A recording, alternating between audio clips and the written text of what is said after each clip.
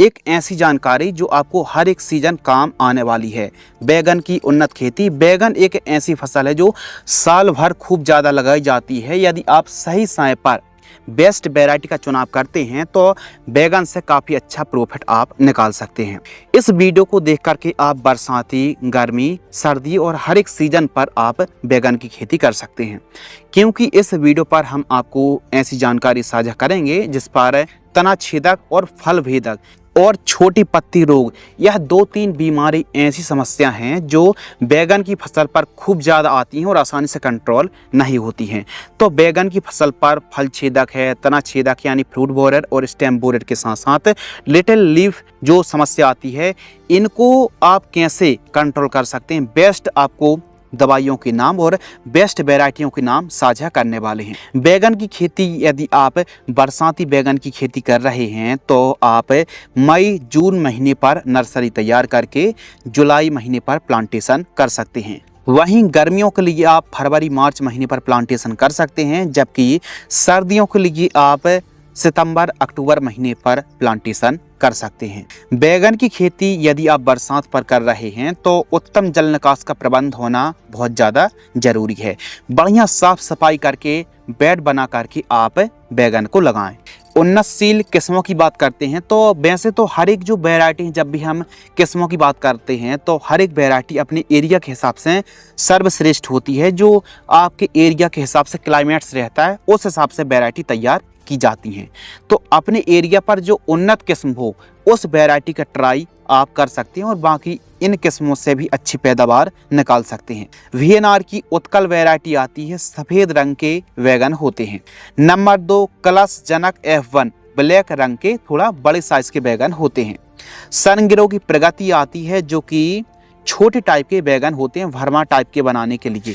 और NVH नाथ seeds की NVH 13 के नाम से वैरायटी आती हैं, कांटेदार बैगन होते हैं। बाकी अब तो और भी ज़्यादा VNR की 212 वैरायटी है, तो अलग अलग किस्मों को आप ट्राई कर सकते हैं। तो अपने एरिया के हिसाब से जो बेस्ट वैरायटी जो चलने वाली किस्म हो ऐसी किस्मों का चुनाव आप कर सकते हैं। अच्छी पैदावार देने वाली वैरायटी का चुनाव करें, जो आपके एरिया में डिमांडेबल वैरायटी हो, ज़्यादा उपज वाली वैरायटी हो, ऐसी किस्मों का चुनाव करें। 1 एकड़ में 80 से लेकर के 100 ग्राम सीड्स की रिक्वायरमेंट पड़ने वाली है। और 1 एकड़ में यदि आप सिंगल लाइन पर पौधे से पौधे की दूरी 1 से 1.5 फीट और लाइन से लाइन की दूरी, सेंटर से सेंटर की दूरी 5 से 5.5 फीट रखते हैं तो 7,000 से लेकर के 8,000 पौधे की रिक्वायरमेंट पड़ेगी। एक अच्छी उपज के लिए बैगन की खेती बेड विधि से ही करें।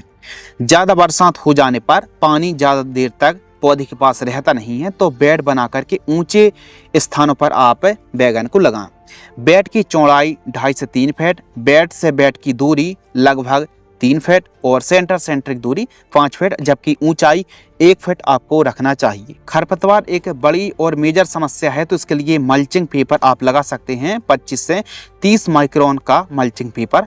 बैगन की फसल पर स्प्रे शेड्यूल काफ़ी ज़्यादा ज़रूरी होता है, क्योंकि सही समय पर सही दवाइयों का स्प्रे करेंगे तो आप आसानी से कंट्रोल पा सकते हैं। तो अलग अलग प्रकार की बीमारी आती हैं, सफ़ेद मक्खी है, फल छेदक है, तना छेदक है, नेमेटोड्स की समस्या आती है, छोटी पत्ती रोग है, बैक्टीरियल विल्ट है, झुलसा है, पाउडरी मिल्ड्यू, अलग अलग समस्याएं आती हैं। सबसे पहले तो आपको निराई गुड़ाई करनी, साफ सफाई बनाकर रखना। ऐसा नहीं कि बहुत ज़्यादा खरपतवार स्प्रे करे जा रहे हैं। रस चूसक कीटों को आप तभी कंट्रोल कर पाएंगे, इंसेक्ट पेस्ट को, जब आपके खेत पर साफ सफाई होगी। और ट्रैप आप जरूर लगाएं। चारों साइड गेंदे की 2-4 लाइन आपको जरूर लगाना चाहिए। स्प्रे शेड्यूल पर हम चल रहे हैं तो सबसे पहले फली छेदक यानी फल छेदक फ्रूट बोरर को कंट्रोल करने के लिए बायर कंपनी की वाइगो इंसेक्टिसाइड 10 ml और एमामेक्टिन वेंजॉइट 8 से 10 ग्राम को मिक्स करके स्प्रे करें, या फिर सुमिटोमो की सुमी प्रेमपत और इसके साथ बायर की मोवेंटो एनर्जी, इन दोनों को मिक्स करके स्प्रे आप कर सकते हैं। सूखने की समस्या आ रही है तो आप प्री में पहले ही, बीमारी आने से पहले आप एक काम कर सकते हैं कि प्री प्रिकॉशंस है कि आप एंट्राकॉल और एलिट का स्प्रे कर सकते हैं। एलिट को आप सॉइल एप्लीकेशन चला सकते हैं, ट्राइकोडर्मा को चला सकते हैं। जबकि फंगस की रोकथाम करने के लिए कॉपर ऑक्सीक्लोराइड 50 ग्राम की दर से स्प्रे कर सकते हैं 15 लीटर पानी में घोल करके। इसके साथ ही यदि तना छेदक की समस्या बढ़ती है तो कोराजन, सिमोडेस एक्सपोनस या फिर अदामा की फिलेथोरक का स्प्रे आप कर सकते हैं, खासकर तना छेदक की रोकथाम के लिए। और फल छेदक की रोकथाम के लिए इन 3 दवाइयों में से किसी भी दवाई का स्प्रे आप कर सकते हैं बदल बदल करके। हाई टेम्परेचर की दशा पर काफ़ी ऐसे कीटनाशक हैं जो रिजल्ट अच्छा नहीं दिखा पाती हैं, तो बैगन की फसल पर कोई भी दवाई को लगातार या फिर बार बार स्प्रे ना करें, बदल बदल करके न्यू ब्रांड इंसेक्टिसाइड का स्प्रे आप करें, तब जाके फल छेदक और तना छेदक पर बहुत अच्छा कंट्रोल मिलता है। वहीं खाद शेड्यूल की बात करें तो पहली खाद 30 से 40 दिन की फसल में माइक्रोन्यूट्रिएंट और यूरिया खाद का इस्तेमाल करें। दूसरी खाद 60 से 80 दिन की फसल में कैल्शियम नाइट्रेट और सागरिका बोरोन का इस्तेमाल आप कर सकते हैं। फल की अवस्था में मैग्नीशियम सल्फेट, बायोजाइम और यूरिया का इस्तेमाल आप करें। प्रथम जो तोड़ाई है 55 दिन के आसपास की जब हमारी फसल हो जाती है तो हार्वेस्टिंग के लिए यह क्रॉप, हमारी बैगन की फसल ब्रिंजल क्रॉप तैयार हो जाती है। बाजार भाव, बैगन एक ऐसी फसल है, रेट अच्छे मिले तो 40 पार भी हो जाते हैं और बहुत कम रहते हैं तो फिर जो हार्वेस्टिंग का भी खर्च है ना वो भी नहीं निकल पाता है। तो इसीलिए अपने हिसाब से बेस्ट समय का चुनाव करके बैगन की खेती करें।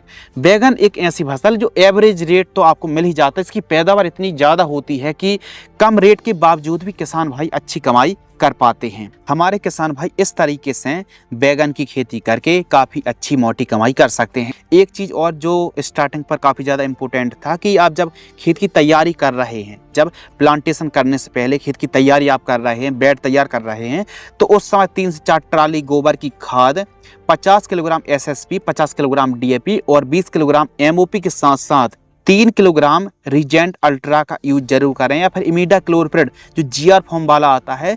ऐसी सिस्टमिक दानेदार कीटनाशक कार्बोफ्यूरॉन जैसी सिस्टमिक कीटनाशक का इस्तेमाल आप बीसल के समय जरूर करें ताकि दीमक की समस्या ना आए, वाइट ग्रब और अलग अलग प्रकार की जड़ संबंधित जो बीमारी आती हैं इनसे अच्छा कंट्रोल मिल पाए। तो इस प्रकार आप बैगन खेती बरसात के दिनों पर कर रहे हैं तो बेड बना करके बढ़िया साफ सफाई रखें, प्रॉपर स्प्रे शेड्यूल चलाएं। और भी ज़्यादा स्प्रे शेड्यूल की जानकारी पाने के लिए स्पेशल बैगन की फसल पर केवल स्प्रे की जानकारी पाने के लिए आप चैनल को सब्सक्राइब जरूर कर लीजिए। हम बहुत जल्द एकदम डेडिकेटेड वीडियो स्प्रे शेड्यूल पर लाने वाले हैं, बहुत जल्द। यदि आपको यह वीडियो पसंद आती है तो वीडियो को लाइक करें, चैनल को सब्सक्राइब करें। धन्यवाद।